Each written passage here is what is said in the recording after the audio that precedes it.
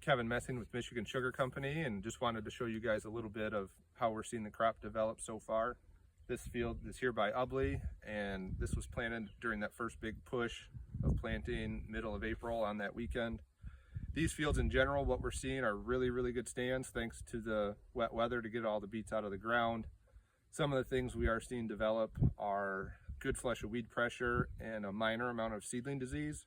So if you look down here, these are a few beets that we picked out. You can see on each one of them, they had a little bit of seedling disease on the main taproot, but overall they're a little dried out now, but they are developing a lot of hair roots. So these beets will be just fine. Nothing that's going to cause stand loss.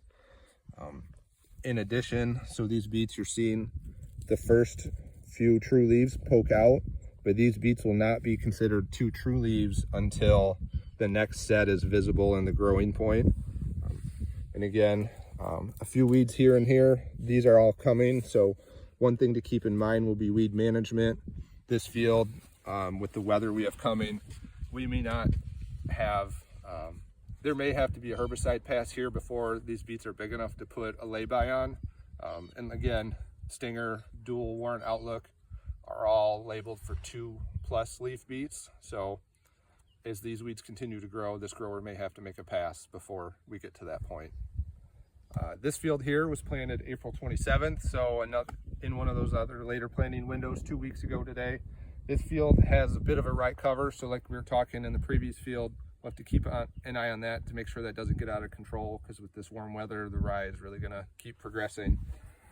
In these fields, we're seeing anywhere from the start of emergence to full cotyledon beets. We have this one just shy of poking out, a couple more down the row, and one that was just getting some sunlight.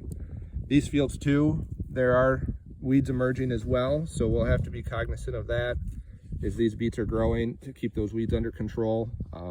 In certain areas there is some crusting, and growers are out doing crust busting at this time, but this field had close to 2 inches of rain, so it hasn't even dried out. Crusting shouldn't be an issue in this situation.